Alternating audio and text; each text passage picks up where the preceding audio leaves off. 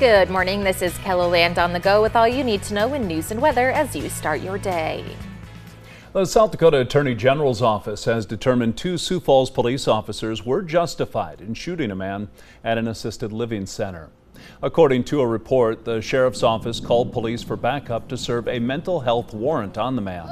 He was sitting on a couch and refused to put down 2 knives for 28 minutes. Authorities repeatedly told the man to put down the weapons, but he refused. When he stood, officers responded with lethal and non-lethal weapons. He was brought to the hospital and later released to a mental health facility.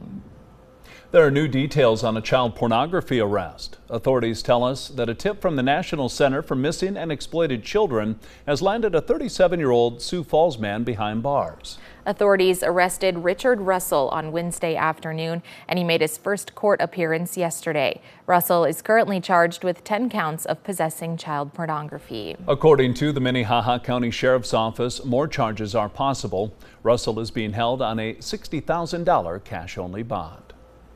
$5,000 worth of firefighting gear was stolen last week from the Rapid City Fire Department.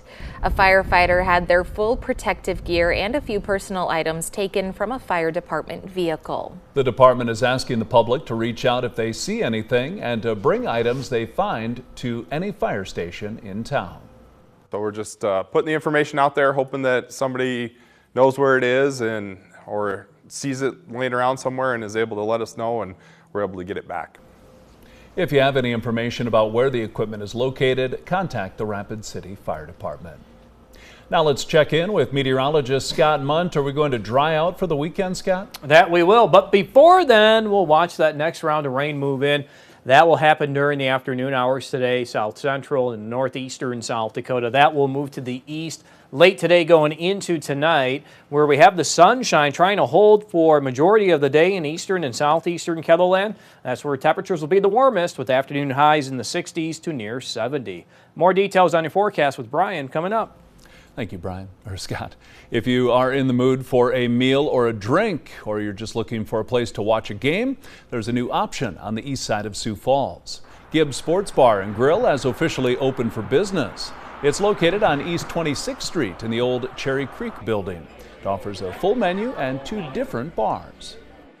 We got backed up a few weeks, and it's here. We're all relieved it's here. We put in a lot of hours getting here. We thought it was going to be quicker, but we're here. We're finally here, and we're excited. The family behind Gibbs has a long history in the Sioux Falls restaurant business. They opened the Gateway Bar and Grill more than 2 decades ago. Sometimes even the smallest of voices can be an inspiration for others, and that was shown at Sonia Sotomayor Elementary in Sioux Falls yesterday. Lewis Lemke, a first grader, dresses up in a suit for class pretty much every day. He says he does it because it makes him feel good. Because of that, he was the inspiration behind yesterday's Dapper Day at the school. The special day had students of all ages showing off style in dresses and suits. And it is just so fun. Everybody's so excited. You see a different little spring in their step when they're dressed up, and it's just been really fun to do this and to honor the idea that was brought to us by Lewis. Principal Veek said she's already heard from students that they'd like to do more Dapper Days at school. And as for Lewis, he'll probably keep dressing up because he says he's collected a lot of accessories for his suits. Levitt at the Falls has announced its concert lineup for the 2024 season. The 50 free concerts are split up into numerous genres, appealing to most, if not all, music tastes. For many people, Levitt at the Falls is a staple of summer. The lawn is the city's gathering place for our neighbors from all walks of life. A place where we come together to not only hear great music, but to get to know each other, to connect, to become friends, to experience great music, but more importantly, joy. The organization has added 2 new genres this year, R&B soul and Latin. The first concert will be held on May 31st. And that's a look at some of our top stories. Now let's get one last look at your weather with meteorologist Brian Karstens. Brian? All right, showers on the move today you can see across western South Dakota. A few areas here of the rain and maybe a few snowflakes through the Black Hills where it's pretty chilly.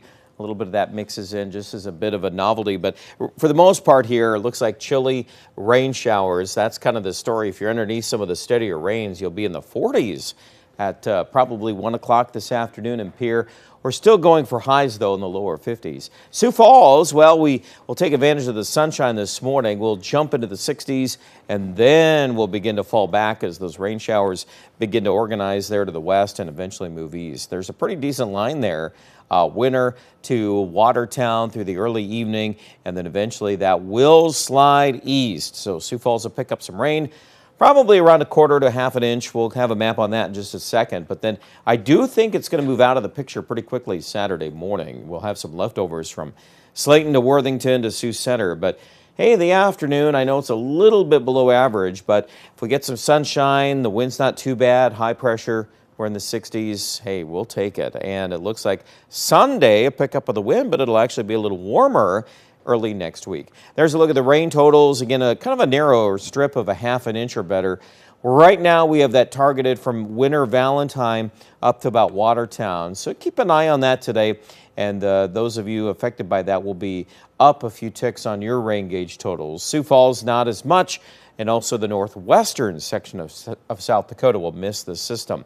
That will not be the case early next week, though. A much more powerful storm will be headed through the Rockies.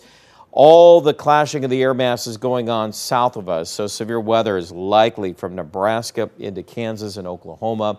We'll continue to watch the extent of that into South Dakota, and I do think that there will be some of this to wrangle with. The amounts of severe weather, though, will really hinge on how much moisture supply we get back, the instability, all those common factors we always talk about. So we give that a few days yet and continue to watch the weekend weather. All right, highs today. Well, we're in the 60s in Sioux Falls, 66 for a high, 69 in Yankton, 53 the anticipated temperature, though, in Rapid City, with areas of showers. For the weekend, mid-60s Sioux Falls on Saturday, but then 70 on Sunday afternoon. Low to mid-70s. Monday, Tuesday's high 70. And again, rain chances are better Monday, I would say late in the day, Monday night, early Tuesday. After that, we could get back into some rainy weather. That low pressure center is not going to move. So eventually it's going to become an issue. It's just a matter of when that's going to happen. By day 7, day 8, I could see us cooling back and introducing more rain chances. But for right now, the best chance for Aberdeen on the 7-day is Monday or Monday night. Pierre also looks wet on Monday. It'll be warmer briefly, but eventually as we start to wrap in that cooler weather, I do expect these temperatures are going to start tumbling. And I even think Rapid City itself right now probably gets back to rain showers next week. And also the Black Hills might catch some snow next week. So there's more to say about that story at KENDLELAND.com.